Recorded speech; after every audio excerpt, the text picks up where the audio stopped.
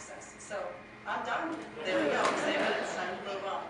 But it's so true. I see two themes with the prior presenters that are so true in healthcare as well. One is the cost, quality, and access that Michelle mentions, and the second is partnerships. I think a common theme, if you listen to every speaker, is in this new era of business, it's all about partnerships. Looking inside and forming new partnerships and new allegiances to push ourselves forward. So, and that certainly remains true in healthcare as well. So one day, I hope to stand here and tell you that this is the year that health insurance premiums are going to go down. Unfortunately, that's not 2013.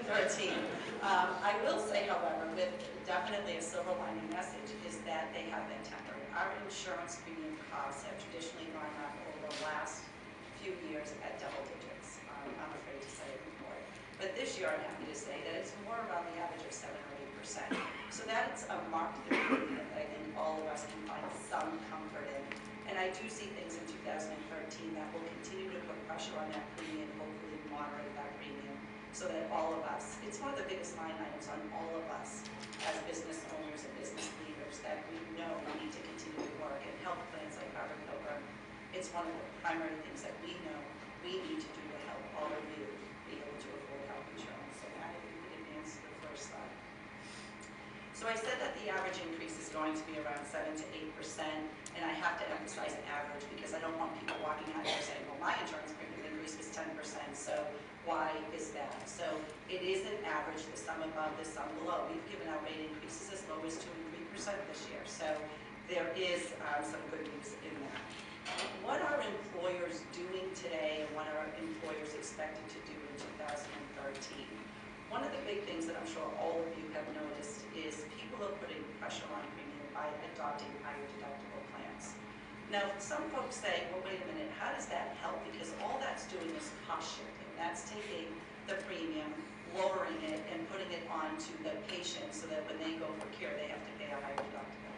That is true. So that is a cost shift. But what it does do is cause awareness. It causes patients, when they're able to, not in catastrophic events, not in emergencies, but when they're able to be able to shop for services so that they can make some conscious decisions as a consumer. So it's really hard to think about healthcare and consumer because we think of it more as a patient, and we all want the best care we can get, but we are in the era of needing to inform the general public of what it costs for healthcare, and then you do have decision-making power. That forces that decision-making power when you have a higher deductible. Good news again with the Affordable Care Act, preventive care is covered in full. I don't want anybody leaving thinking they can't get their well visits. It's a very important consideration and part of the Affordable Care Act. So deductibles do not apply to that preventive medicine. Because that was what people were saying before, well, aren't people withholding care or not getting care they need? Well, now preventive medicine is covered in full. So the deductible component is what's been happening over the last few years. What the newer trend you're going to see for 2013 is more health plan choices that are about choices. So what I mean by that is you're going to see tiering of network. When I say network, I mean all of the hospitals and doctors that you get your health care from today. One of the things that health plans are doing is now with this whole era of moving towards choice, we're saying, okay, years ago in pharmacy, when we actually made three-tier pharmacy with low-cost pharmaceuticals, you have to pay $10 or $15. Higher cost, it goes as high as maybe $50 for that drug.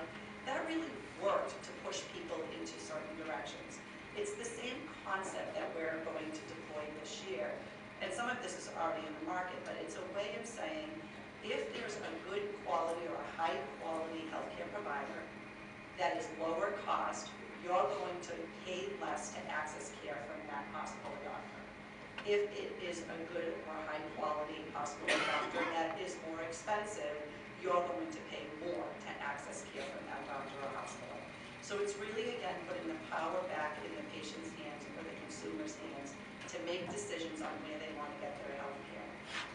One quick moment on quality. Quality, I know all of us, that is front of mind and top of mind for all of us. We want to make sure we get to see care from good quality hospitals and doctors. I'm very proud to say the Northeast is full of that.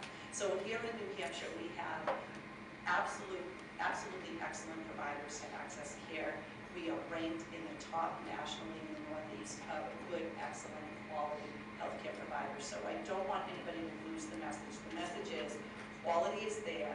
Now we have to work on that cost equation. One way to work on that cost equation outside of what the health plans are already doing, all of you are already doing, is to move more towards this cost share approach.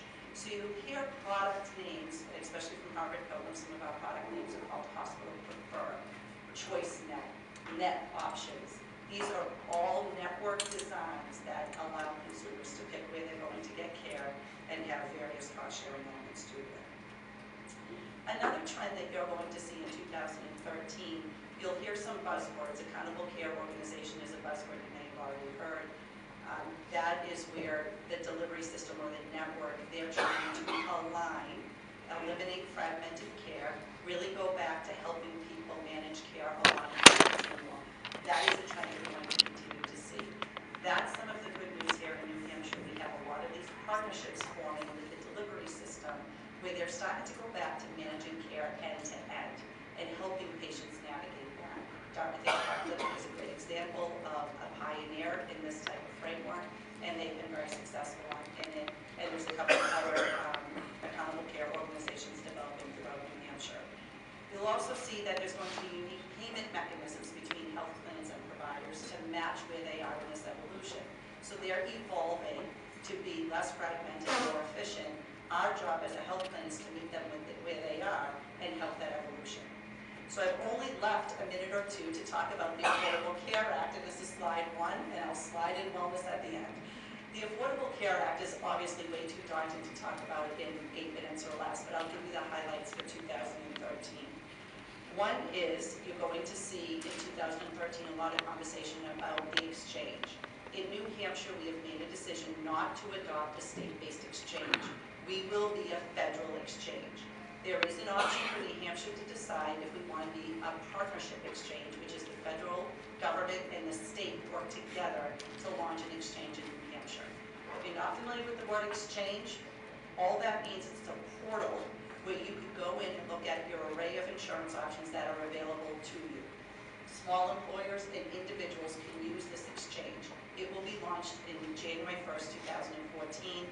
Actually, let me back that up. It'll be available for you to look at by October 1, 2013, so that shopping can begin on 1/1/2014. Medicaid expansion, you'll hear a conversation about Medicaid expansion throughout 2013.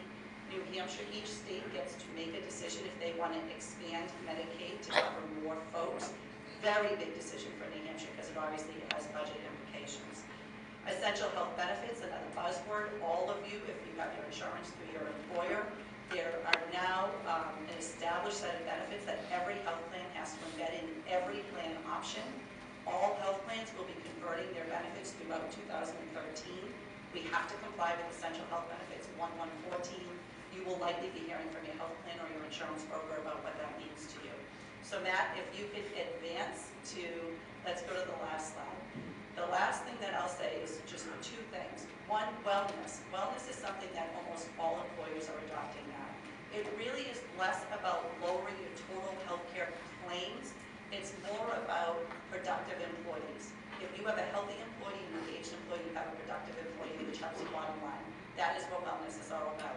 There's some statistics that suggest that 67% of employers of 3 or more employees now have wellness programs embedded within their offerings.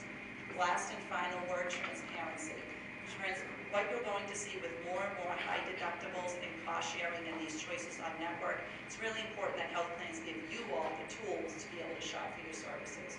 You will see more and more tools becoming available so that you'll be able to understand the cost and quality choices that you have. Thank you very much and have a great day.